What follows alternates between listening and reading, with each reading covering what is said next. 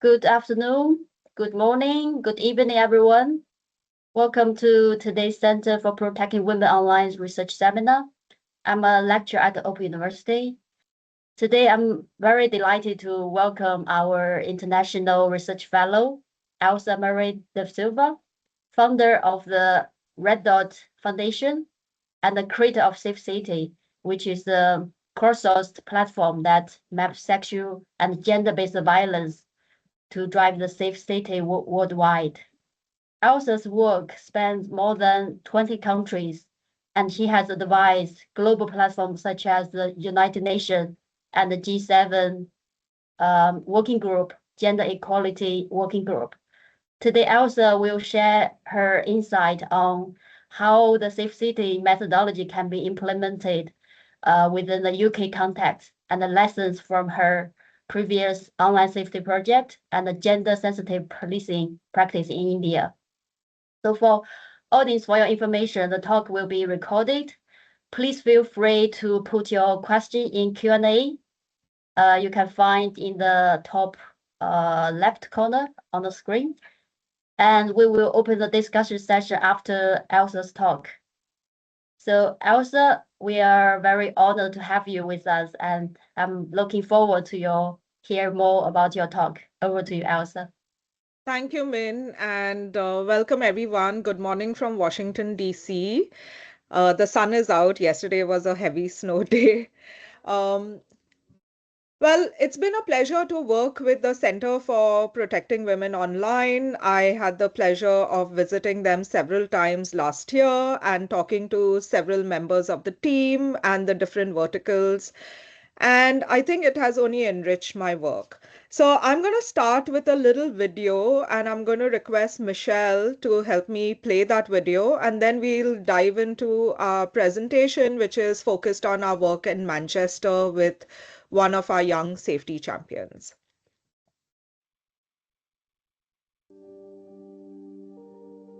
Here you go.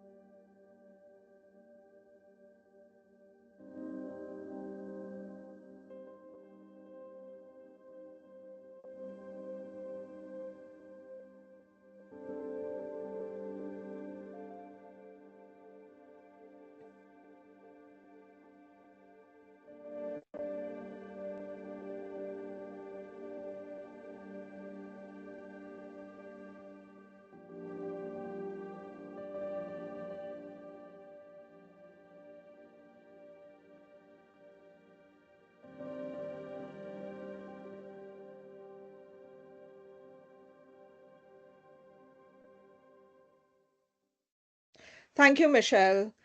So I'm the founder of Safecity, which is a platform. It's a web app, Android and iOS, and the mission is to make visible what is currently invisible because of underreporting. So all those little snippets that you saw are actual stories of people on our crowd map, where we invite people to anonymously share their personal incidents or incidents that they have witnessed. These are then geotagged, visualized on a map, and we look at it as patterns and trends at the location level. And I'm going to show you how we've used it in Manchester through our Safety Champion program. So last February, we ran a global data challenge for young people, and many students from the UK participated. Now, what do they do through the GDC, the Global Data Challenge, is it's a 4-week program where they understand the issue better, they understand the Safe City platform, the ethics of data collection and privacy. And then how do you analyze such a data set once the reports start coming in? And then how do you identify a particular pattern or trend and identify also a particular stakeholder that you can work with and make recommendations. So Scarlett, who was our data champion during the program, was so inspired. She decided that she wanted to do more, and our team helped her to work in Manchester. And it kind of suited me because I was also on my fellowship here at the Center for Protecting Women Online. I wanted to understand UK systems of how they look at this data and how could we do this experiment in Manchester, but take the learnings back to India, where we were doing a lot of work with the police as well. So let me just share my screen and take you to my presentation. So this was last year where Scarlett was the lead driver. She's a young woman who's a student at Manchester University, and she is the president of the Resist Rape Culture unit or the collective on her campus. So, a little bit about Red Dot Foundation. We are a charity both in India and the US, and we work at the intersection of gender, technology, communications, data, and urban planning. And for the last 12 years, we've been crowd mapping sexual and gender based violence, not only in India but globally through our Safecity platform. And we have now over 120,000 reports on the app from 85 countries. They are all anonymous and crowdsourced. 90% of this data has not been reported to the police as disclosed by the people reporting. Um, our mission is to make this data useful for individuals, local communities, and local administration by identifying factors that cause behavior that leads to violence and come up with actionable strategies for solutions. So, with Manchester, Scarlett was really interested in making her city safe for herself and her students.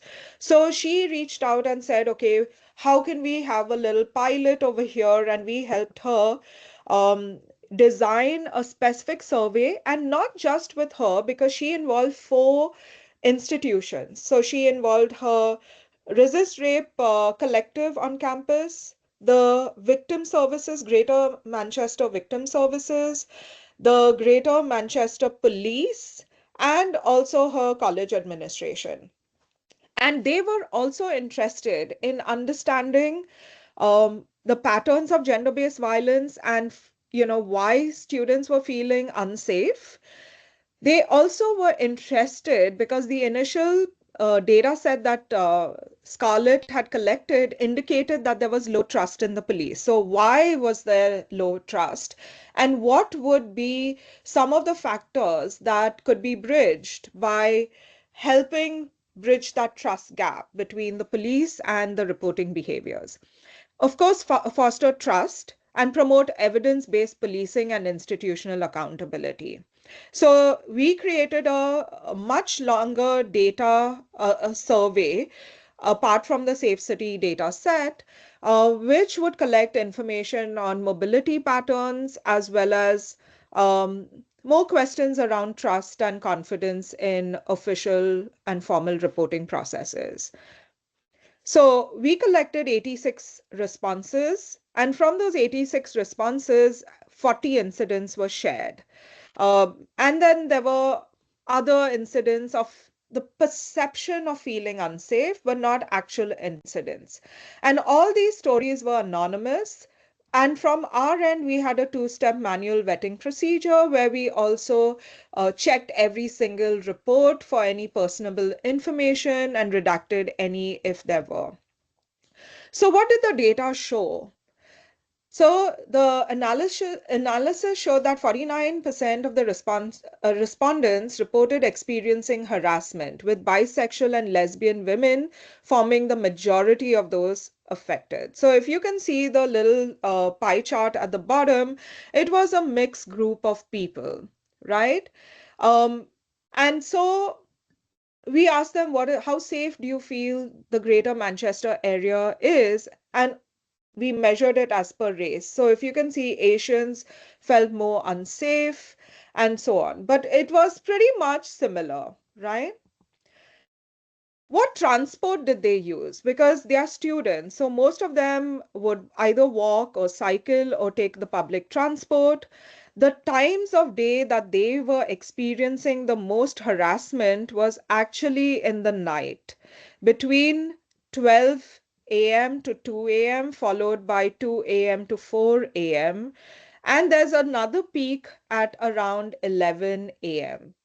So it's no surprise, similar to other student towns, okay, college, university towns. Like we also had a feminist collective in The Hague. They were looking at night city life. We did some pilots with the Southampton University students. Again, the evenings and later in the night were problematic time zones for them because they were out and about, right? So the insight was the perceived safety in Greater Manchester decreases notably during late night hours, especially between midnight and 6 a.m., when most incidents or feeling of unsafety are reported. And so this trend highlights the need for enhanced night safety initiatives such as community-led programs like the Village of Student Angels, improved lighting, and accessible late-night transport options, and to foster a stronger sense of security without relying solely on police presence. Interestingly enough, the police and also the Greater Manchester administration were interested in this data because they are promoting night economy, and they also it is in their interest that people feel safe. So the time of violence and the age of survivor, because they are all students and because this survey was targeted between 18 and 25, it was no surprise that the majority of people who responded were in that age group. And these are the peaks, which, yes, it's in the night, but also between 10 and 12 p.m., which is when they go to their classes during the day. So, what were they experiencing? The four highest categories of violence that they were experiencing was commenting, sexual invites, staring, touching, groping, and stalking. Actually, this is no different from the same age group in other parts of the world, including India. And interestingly enough, when we looked at the legal provisions for commenting or sexual invites, staring, or even touching and groping under British law, um, you have to prove intent that that the perpetrator was harassing you and there was intent. Now in these cases often it's very hard, especially in the commenting or sexual invites and staring leering category, to prove intent, and it has to be more than one time. And that is why Safecity is really important, because often survivors and those who feel harm don't really feel like the justice system hears them, sees them, and they feel intimidated by going and making their complaint. So that's why Safecity is important, because they can anonymously record their experience. And then if there is a pattern that emerges, you can still make a case for some kind of change with the authorities. The police reports.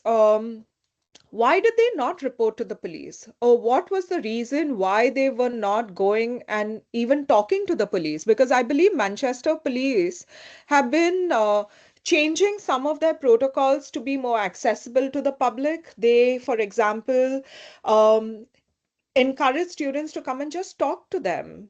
And they listen, and after they've heard their stories, they invite them to report, but it's not mandatory, which I think is really great, because often police do not really are not really seen as an authority who is empathetic, and this is, I think, a great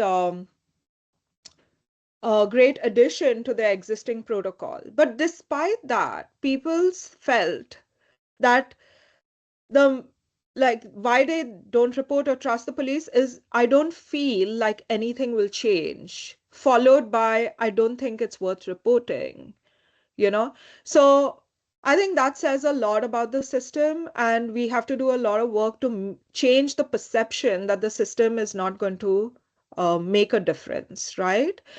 Um, Also, it was very interesting because in the initial survey, um, people said that they didn't trust the police. But in the cases where they did report to the police, they were actually happy with the response of the police. So therefore, we wanted to dive in to understand how can you increase that number, or how can you portray that the police is actually there for you. And so the findings show that women, LGBTQ plus individuals, and racially marginalized groups are less likely to report incidents due to low trust and limited confidence in police response. Building community trust, improving sensitivity training, and offering inclusive survivor centered reporting options are key to increasing future reporting and safety. In India, what we did based on this, our learnings from Manchester. So there's a lot of cross learning from what we are doing in India and what we did in this pilot in Manchester.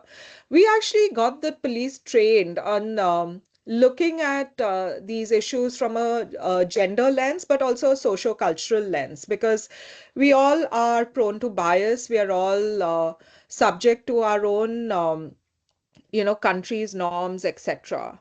And being aware that this plays out in many different situations really helps. We also help them understand the laws from a gender sensitive lens. And now in the areas where we are working with the police, they are actually going into the community in civilian clothes and trying to listen more, uh, have a dialogue, and encourage women to just share, not necessarily make an official complaint. Maybe that's a later step in the process, but first to bridge this trust gap and really have them open up and share as human beings. So, if they're not reporting to the police, who do the survivors turn to? So, our data shows that there really is a need for bystander intervention training, because most often people around them don't react, but and that actually affects the confidence of the people who are experiencing the harm, but maybe promotes confidence on the part of the perpetrators. The survivors actually go and tell their friends and peers, who often don't know what to do. And so, therefore, our Safety Champion program is very essential, because it trains them to be peer educators, helping them identify the various forms of violence in public, private, physical, digital spaces, but also helping them help their peers find the necessary resources, and other help that they may need.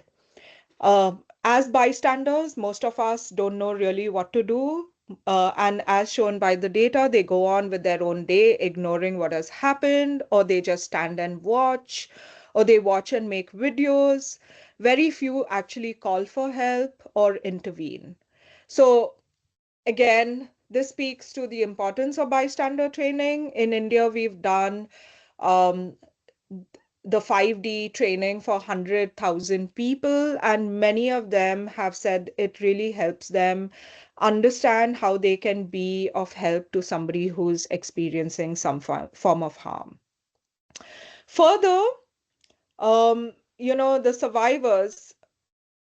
So where is this occurring? This is occurring on very busy roads, which the students use, which is no surprise, because if you've been to Manchester, and I did go to Manchester to meet with Scarlett, and I'd never been to Manchester before, but it's a busy place. So, but you can still strengthen safety through better lighting, visible patrols, awareness campaigns, bystander intervention training, so that people actually know what to do. And so they don't really, it's not left to chance that survivors get the help that they need.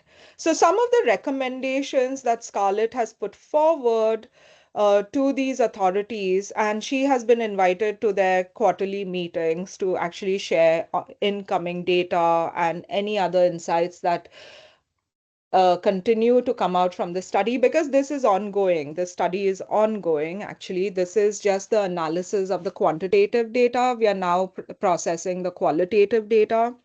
And that should be out soon. So the first recommendation is enhance nighttime safety, increase police patrolling, improve street lighting, ensure safe late night transport options between 12 a.m. and 6 a.m. when most incidents occur.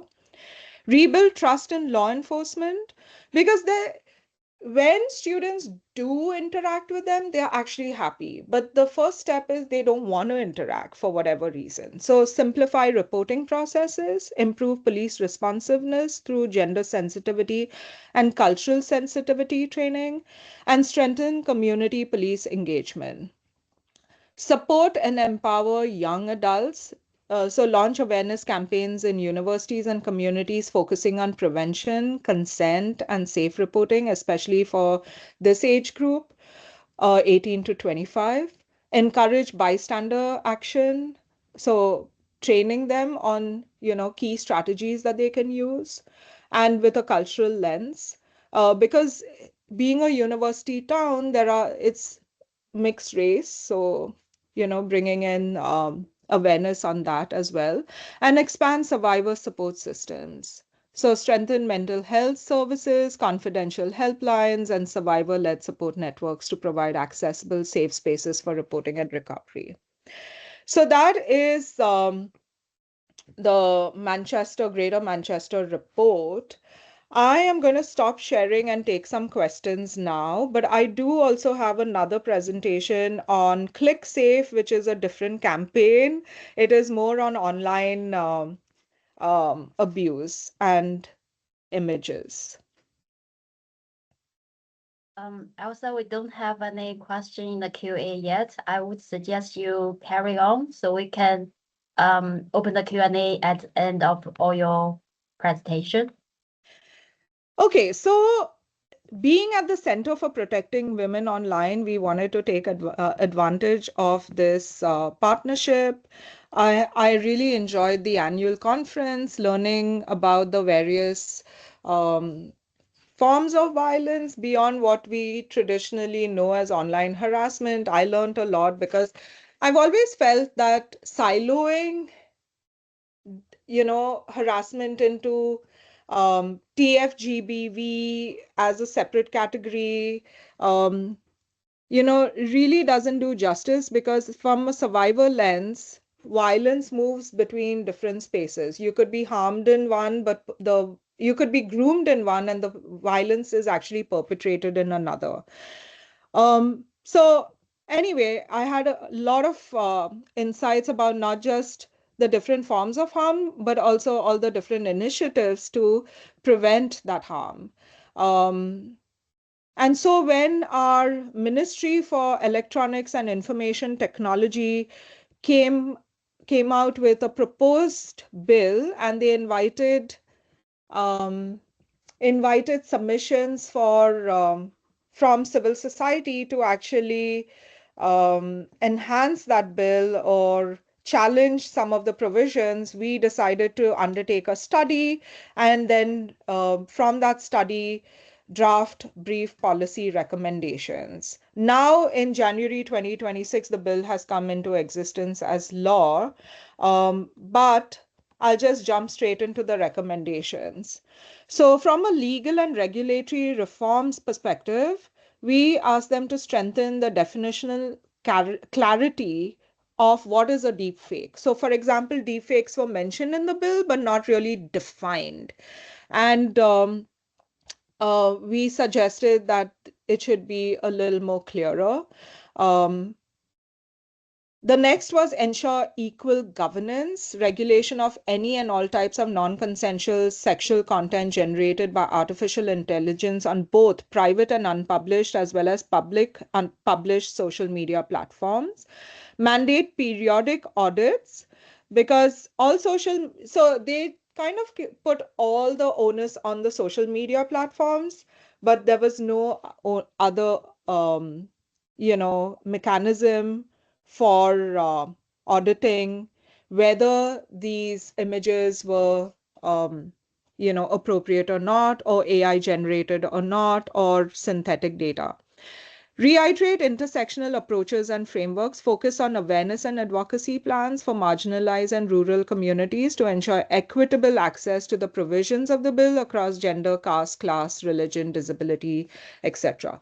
So in India, for example, we have a lot of laws, but the knowledge and awareness of the laws and implementation of the laws is very poor. And what we've realized is that if there's a new bill, it's great, but what about taking it down to the last person on the ground so that they know their rights. And as a nonprofit working on prevention of sexual violence, a large part of our work actually goes into educating people on their rights. Platform accountability and technology governance. Introduce a risk rating framework for AI tools. So this framework will help the users understand the proportionate risk and safeguards required while using the software. Foster survivor-centric redressal mechanisms. So like we said, there's low trust in these institutions. So how can we make it easier, simplified for survivors to report, fast track takedowns, traceability, and legitimize time based evidence preservation for further litigation. All of this is super important because it helps not only build trust in the system, but also remember in Manchester, it says, the reason why they don't report is I don't believe anything will change. And we really have to shift that. Organize annual efficacy reviews to encourage discussions on an annual basis with civil society, survivors, advocates, technologists, etc. And enhance the execution of AI governance frameworks with the help of multidisciplinary stakeholders.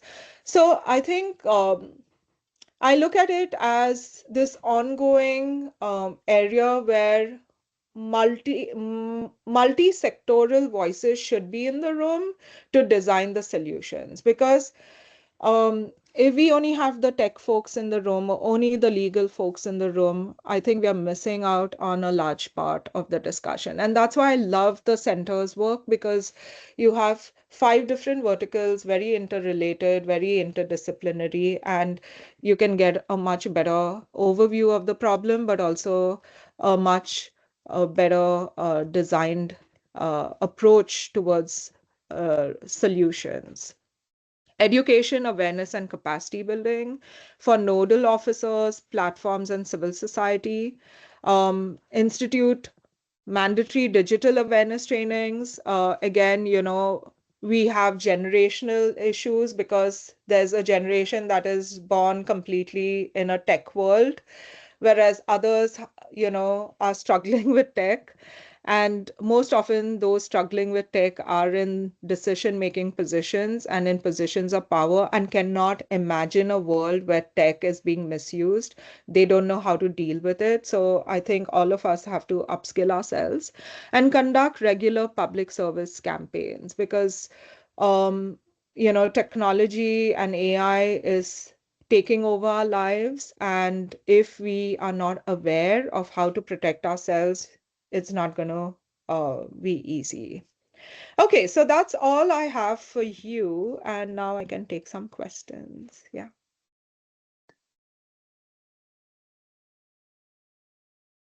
Thank you, Elsa. Thank you, everyone. If you have any question, feel free to put into the Q&A. So I will take my advantage as a chair. So I have a question. Can you elaborate more about this ClickSafe project? So it seems like it's an online harm related project. So do you see any difference between this one and the first one? Which is more on the street level safety related issue. So what is the difference? Can you repeat the question, please? Sorry. Yeah, can you introduce more about this ClickSafe safety project you've been working on? So that's the more online based. Yeah, so the Ministry of Electronics and Information Technology in India was coming up with a bill um,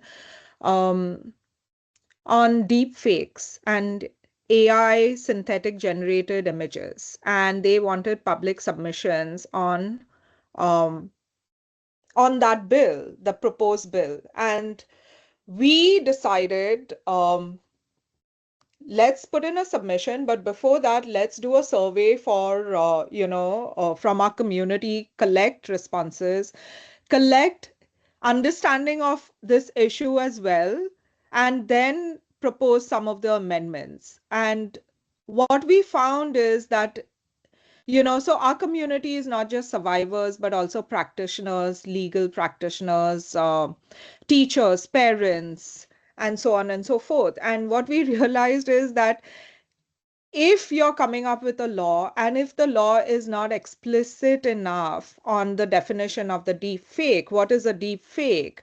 Also, guidelines on auditing these platforms. There were not enough provisions on auditing these platforms, and not enough information also on how do you report it in a manner that is um, beneficial to the survivor. So those were some of the areas we felt could be strengthened in the bill, and that's what we proposed.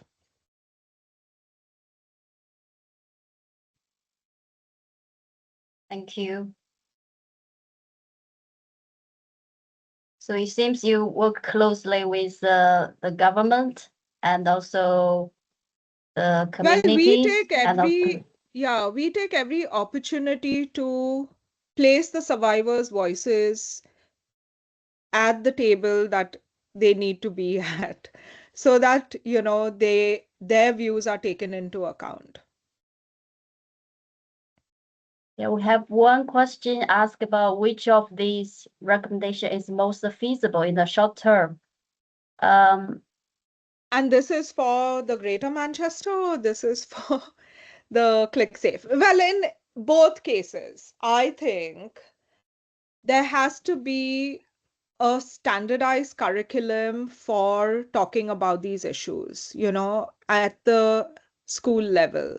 So educate young people on their rights, educate them on consent, respect, the different forms of violence, the different forms that they can be harmed in physical, public, private, digital spaces. I think that is the most feasible in the short term. I think a lot of organizations have their own curriculum, and they are all, including us, conducting programs. But if it is state mandated, and if they can standardize the curriculum and implement it, that would be a starting point, for example. And I say why is that because yesterday I was doing a lecture at the University of the District of Columbia, and I asked them, I said, if you were to see a bag by itself on the subway, what would you do?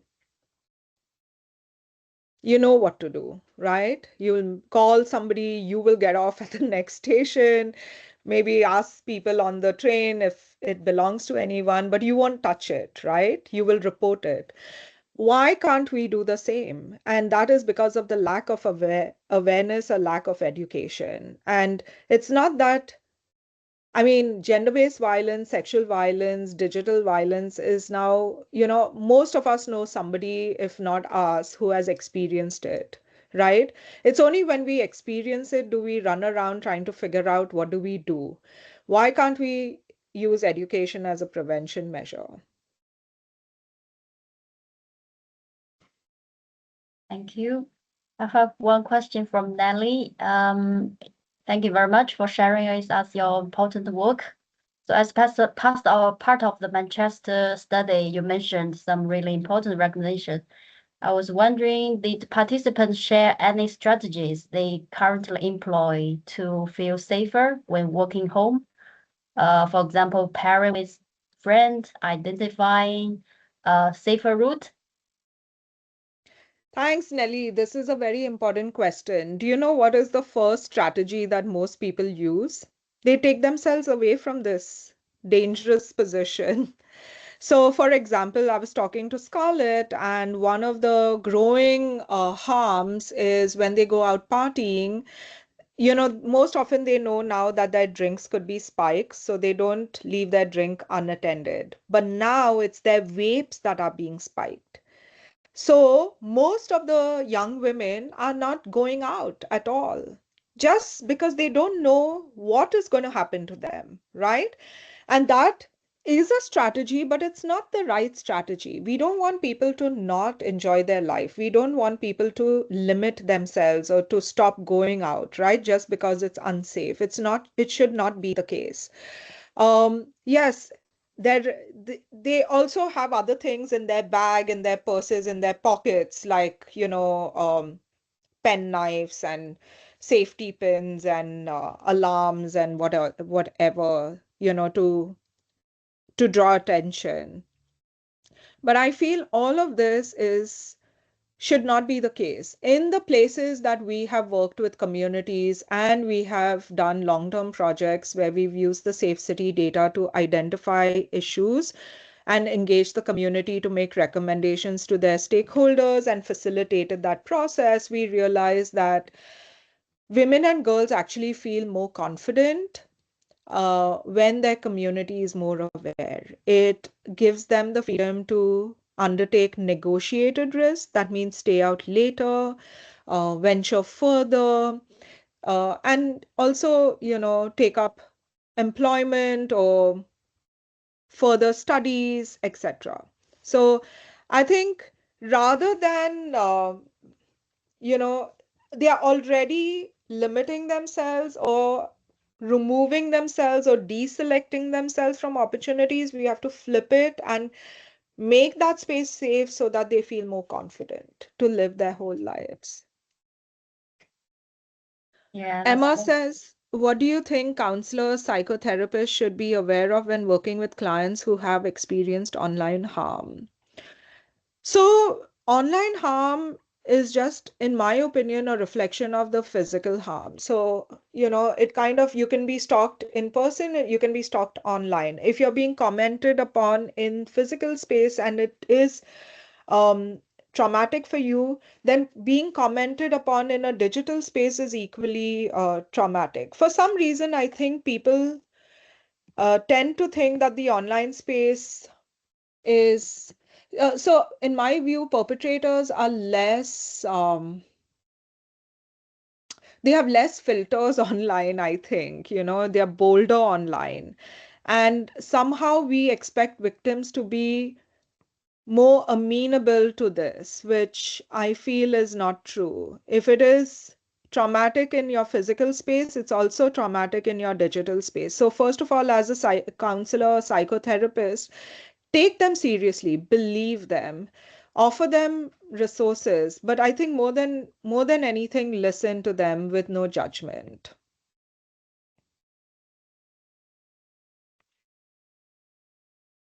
thank you, Elsa. I have also have one question. It seems you've been working with different organization, different community, in both on many country maybe. So, do you have any best practice or advice if people, they like to work in this space and how can they? What is the best practice to work with different communities? Some are from government, some from policing, some from the local activist group. I believe what Safe City has taught me is that A, this kind of violence is global. It's of pandemic proportions. It's more common than we think it is. But the silence around it is also universal, which makes it harder to report, whether it is social taboo or dishonor linked uh, to the act or mistrust in the justice systems, right? So there is a need for us to break the silence. Safe City allows for that anonymously. It's designed to be anonymous. But more importantly, what I've learned is that it is very contextual, it's very local. So understanding the hyper-local context in which the violence happens is critical, and then designing solutions that resonate with that community is also important and critical. So for example, what will work in Manchester may not work in India. Some of it does, but not. You can't just take a solution from here and implement it there. Also, we tend to look at sexual violence. We say sexual violence or sexual harassment or gender-based violence or tech facilitated gender-based violence. They are not all the same. They're not all one category. There are so many nuances to it. Therefore, I don't like to silo them. I like to, listen to the whole story and and then make sense of it. So yeah, so that is what I would say. Like, it's very important to understand the context in which it happens, make it simple for the survivors to report, trust them, listen to them, which is why people always say, if it's anonymous, how do you know it's true? I'm like, Yes, we zoom out of the individual story as well to look at patterns and trends, and we work on the patterns and trends. So, for it to be a trend, that means the entire data set that is making it a trend is wrong. And since there's no naming, shaming, or blaming, there's no incentive for false reporting. So I think we have to be a little more empathetic in helping understand what people are going through and then helping them find the resources that they need to heal. Yeah, I was wondering, as you mentioned, it is anonymous reporting, and what is the people's motivation to report that? Because, someone they mentioned they don't like to report to the police, and this is anonymous report if they using the Safecity. And do they get any feedback after that? Do they have anything support them after their report? So, what is the greatest incentive or motivation to report? I think whilst most of our reporters have said that they don't want to report to the police because they don't trust the system to do anything, they do want the system to change. That is their motivation. They don't want this harm to happen to other people. And that's one of the biggest incentives for them to report, or the reason why they report on our site. Um, what was your second question? Sorry. How do they get feedback? Since it's anonymous reporting, and even if it's anonymous reporting, most of it actually comes through the partnerships we have on the ground. So they know what we are doing with the data because they are involved in suggesting solutions. And we have now got a new feature as of last month on our website. It's called the green dot. So all the stories of harm or violence is red dots on our map, but we've put green dots to show what is the action that you've taken locally. So you don't really need my team to be everywhere. They can do it themselves and just tell us what they've done. And I think that will also build confidence because, like I said earlier, um, our research shows that where we have engaged with communities in our methodology on making their cities and communities safer, the confidence of women and girls to take negotiated risks definitely increases. So the green dots should spark more confidence. That's great to hear. I'm wondering, like, you have lots of data. Can you give us an example, like this has been led to institution or some policymaker, so they will do something. They have changed something after they see something from you from this crowdsourced data. Yeah, so are you saying the police or are you saying the community members? So the Both police have any Yeah, so I think the police have changed beat patrol timings. They have changed some of the ways that they look at policing. So, for example, instead of expecting the community to come to them to make the report, in many cases, places in India, they are actually going into the community to talk to the women and girls to proactively ask them, are you facing anything? And they don't just go without some trust building exercises. I think in Manchester, what we have seen is that they are very keen to improve the night city life because the administration is promoting the night economy. So they are very much interested in understanding more about the mobility patterns. So, for example, Nelly asked, like, what are people experiencing, right? And they were very much keen on understanding how transport can be safer, but also the police were interested, how can we build trust with this community? Why don't they come to us, when we are doing this, but that you're doing this, the community doesn't know that you're doing it, right? So how do you build that trust and engage and improve the reporting process or improve the communication between the two sides? I think I think that is where there's a need for change, but also when there is change, it really makes a big difference. Thank you. One question is asking more about the pattern and the trend you observe in terms of stalking and harassment, and how law enforcement respond to these reported cases. So, we are not making a formal complaint. We are telling them where people are experiencing this. So, for example, stalking clearly requires police presence or maybe monitoring of CCTV camera footage.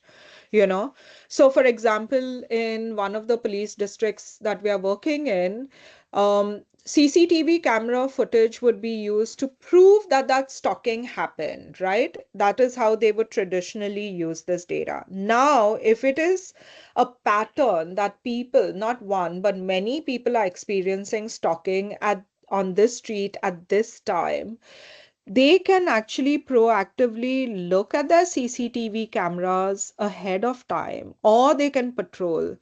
And most CCTV cameras also have additional enhanced facilities like an audio functionality, which is often used by traffic police in India, but not necessarily regular police. So they can make a voice of God announcement to say, hey, please maintain protocol or something like that.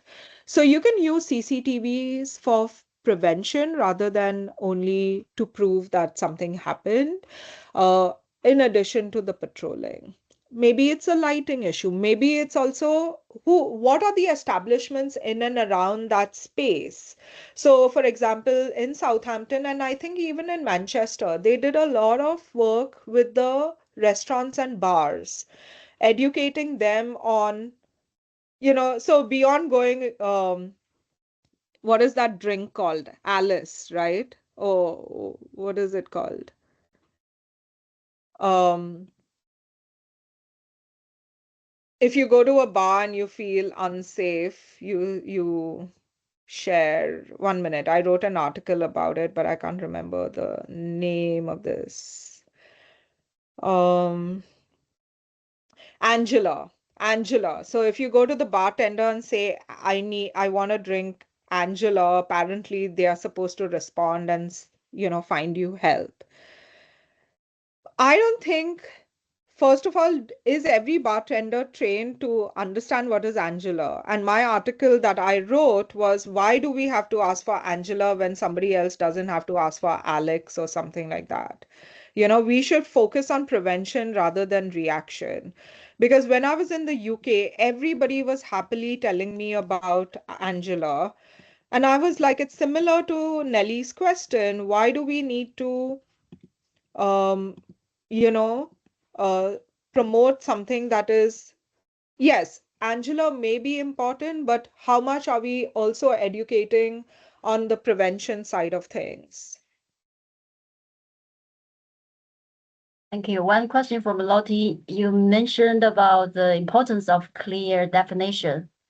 When emerging technology generates new forms of harm, should criminal law stretch existing legal definition or create entire new categories? Actually, I don't think you should create new categories and also miscategorizing. So, for example, in this Click Safe project, the IT Act in India, so this was going to be under the IT Act, right? The deep fakes and the synthetic generated imagery and stuff like that. But it wasn't in line with the criminal act provisions. So I think it's important that you have redressals that kind of speak to each other, otherwise there's confusion. And one of the biggest confusion in India is the child, right? Anyone below 18 is a child, but a 16-year-old can get married. So then what happens if there's marital rape and you are, 17? So, or, first of all, we are also, we we right now have a campaign called the Infinite Sari, which is talking about the inadequate provisions of rape within a marital context, okay, or lack of consent within a marital context. But now, even a definition of a child and a marriage where somebody who's 16, so it's like confusing, it's very contradictory in certain ways. So I think these laws have to speak to each other.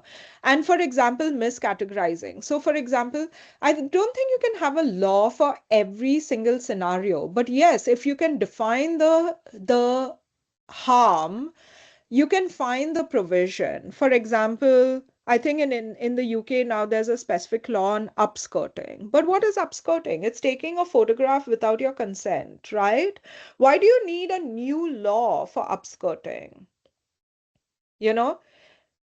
So I sometimes think we get lost in the weeds rather than, focused on um, you know, just finding the right provisions for survivors to report. And why should the survivors have that onus of when they go to the police station to know the provisions of the law? The police should be well versed. And we find often the police are not well versed on the law themselves. So, yeah. So coming back to the question, what can be immediately done? I think educate everyone all up and down the chain, right from school to the police to people in power on the different forms of violence. Another question is regarding whether your research has covered how the police have enhanced their understanding in terms of work offense on and not risk miscategorizing offense such as stalking and harassment. Yeah, so like I said, I think they can they need to be better educated on the laws themselves, on the various forms of harm, and these stories that survivors share with us on Safecity really tell us more about the emerging ways that people can be harassed, right? Like it may not be often obvious, but clearly and it may not fit neatly into a box or a definition, but yes, there has been harm that has been perpetrated and it needs to be addressed. Um, so, for example, very early on, and I'm talking about almost 8 years ago, we were doing some awareness sessions on online harassment and digital violence. And these were with young students.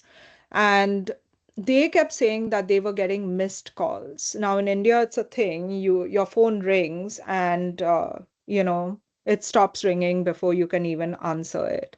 But if you call that number, often not so for these young girls, the some of them answered those numbers or called those numbers back, and on the other hand was a perpetrator, a groomer. And often they thought they were talking to somebody of their age group, but it turned out to be an adult. So they would lure them to a place and then they are expecting to meet somebody their age. It turns out to be somebody completely different. And it so happened that we were in a school doing this workshop, and three of their classmates were missing and they had been tracked to another state.